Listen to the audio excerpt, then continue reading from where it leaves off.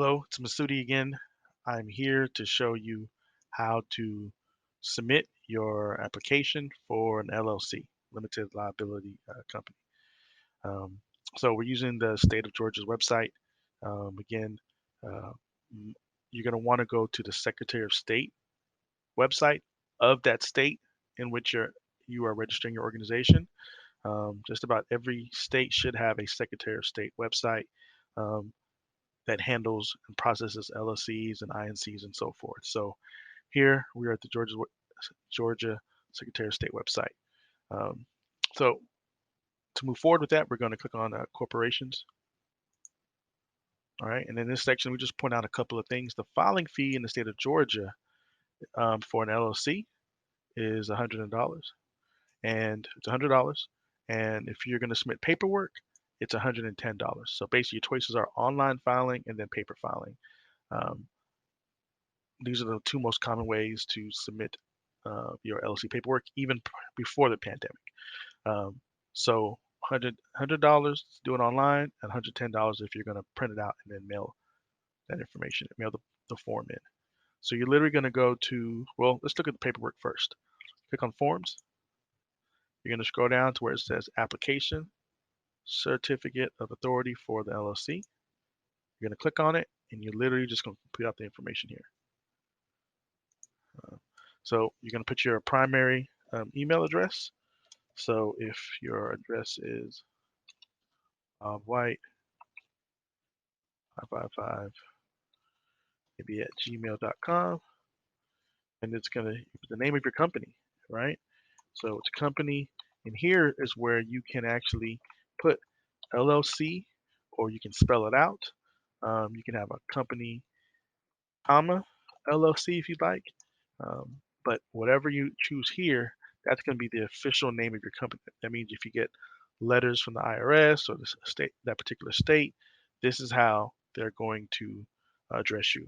So that comma, even though it's not necessarily important um, in how you name your company, but that comma will show up if you put it here. So for those of you who are very specific in particular, just want to keep that in the back of your mind. So you put your name of your company here. If you have a reservation number, a name reservation number, you can put that here. That's completely optional. But what that is if you would have done a search and for a name that was basically available. So if you want company name as your name of your company, you would do a search for that on your on their website. And if the name is not taken, which means nothing comes up. So in this case, if you have no results, that means the name is available. You can actually pay to reserve that particular name. That's because if you have the name you want now, but you have some other things you may want to take care of um, first before kind of moving forward to LLC, that would be the reason behind that. So next, you just go to name of the person that's filing. So you would just put your name, white, and then you're going to put in the address. Okay, and so I think we went with 10,000 Main Street, right? You're going to put in the city information. So we are in Georgia, so let's just go with Atlanta.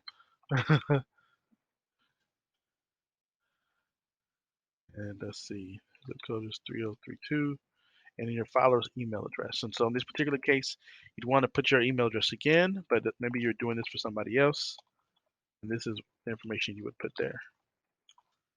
The name of your company, and the telephone number. So 404 555 1122. Okay, and then you're going to put the name of a limited liability company or state in the country of formation. So basically, here is where you would actually submit uh, maybe an entirely different name or an additional name. If there was more than one name that you were registering, then this is what would go here. And as you scroll down, you'll see that you can have the address of the principal place of business. So again, you're going to put your 10,000 Main Street address. And the main thing just to point out is up here is the name of the person filing the information, and this is their contact information, and this is the email address.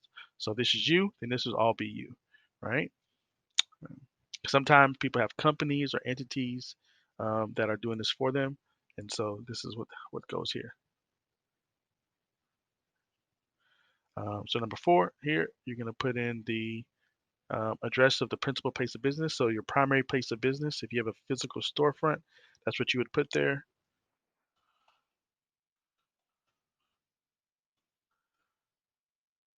All right, 3. Okay, so this part here is the registered agent in Georgia. The main difference, the main distinguishing factor with the registered agent, it's not necessarily needed for a DBA, is if whenever you have official correspondence, that whoever you put in that address is going to get the correspondence. Um, every state has maybe specifics or one-offs, but the main point here, when it comes to your registered agent, is that it can't be a PO box. Um, PO boxes are usually unacceptable. It has to be a physical address location. Sometimes people use an accountant's address or a lawyer's address. Obviously, you want to have the conversation with them first. You can use your physical address, but it's got to be a physical address. And so you put that person's name there. So in this case, if you want to be you, you just put your name there as well. Um, and then you're going to also put in your email address. The old school forms didn't always have an email address spot, but they do now. Just the world that we're in. And then this is the actual address of the physical location. So if your main address is your home address or physical location address, you can put that there. But again, no PO boxes. That's not necessarily allowed. County would just say Fulton. Code. Okay. So the manager's name and address. The person with substantial responsibility for managing an LLC's business activities. So again, this is you. This is your name would go here. But if for some reason you have a partner and maybe they were the one that was going to be the managing or the controller or the boss, the one who's in charge, you'd put that information there. So here you just put name and you would, again, the city, Georgia. Now it can be a different address, but if you're a solopreneur, then you just put your information there as well. So here's another important piece of information. Address where limited liability companies records are maintained. So the registered agent, that's usually where all the information goes. But here's another specific address that the state of Georgia wants to have from you, where you're actually keeping all your records filed and so forth. They have to know where this is. That's a separate location because sometimes people may have, I'll give you an example. You may have a separate registered agent, you may have a separate lawyer, or maybe your lawyer is where all your records come from, and you put that information there, right? Um,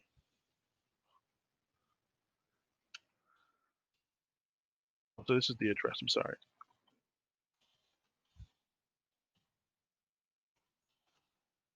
So it can be the same information, or it can be a completely different address. I'm just walking you through this because I remember when I was trying to first fill out my LLCs and so forth, I had nobody to actually show me this. So this is why I'm kind of walking you through this line by line. Effective date. So choose upon filing. That basically means when you hit submit and you pay your money, that means your entity is now official. Obviously, yeah, in this particular form we're doing is you're going to print this out and you're going to mail it in. But basically, they're saying upon filing, it means as soon as they have received the information, process your application, your company is official. Now, for some reason, sometimes people want to have a delayed effective date. Um, but it has to be in this particular case, they're pointing out it has to be within 90 days. That's kind of standard. But let's say if today is December 1, but you wanted to really officially start in March of 2021, then that's what you would put your effective date there. And you'd have to actually say March 15th, 2021. Okay. Next, we're pointing out here, you're going to mail this application in. The fee is $235. That's $225 for the filing fee plus $10 paper filing service charge payable to the Secretary of State. of Georgia. But here they want to just say Secretary of State, then you're good to go. Filing fees are non-refundable, so that's important. Then you're going to print this out. You can actually do your signature. They want a printed name. You can put a name there. You can put your title. You can put CEO, uh, owner, something like that. You can put manager if you don't, if you want. It doesn't matter what the name you put the title there, and then you're going to put the date. Okay, and then up here you need to file and print. That would be it. Okay, so just real quick, I want to show you the other part of the creating an LLC. So what I showed you initially was the paperwork, and that's important. One also thing to mention is a foreign entity. Now, if you are a foreign entity, that you means you have to file it through a completely different process.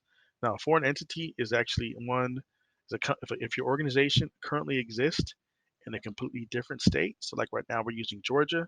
If your entity currently lives in Texas or Delaware, California, whichever it is, you actually have to do a completely different process if you actually want to sign up your LLC in this particular current state. And most Secretary of State websites are going to have a specific set of instructions, so you just want to make sure to locate those. So for the online process, just going to be real quick to show you on corporations, right? And then in this case, you're going to just go to File Online, right? And then you're going to go to Online Services. And if you don't have an account, then you're just going to create an account. Because I just want to point that out to you. Fill out the information here. You can enter your login ID details, so forth. And then once you're actually logged in, then you will have an entity. Then you can follow the instructions and actually complete the form online and then submit it accordingly. And then you're good to go. And that's it. It's for the state of Georgia. But again, every state should have a very similar process where you're going to go to the Secretary of State's website. You're going to locate their business services and then complete the online application. In most cases, you're going to have to create an account in order to move forward. And then once you do all that, you're going to have to basically pay online. In Georgia, like you said, was $100 if you pay it online, $110 if you pay in person.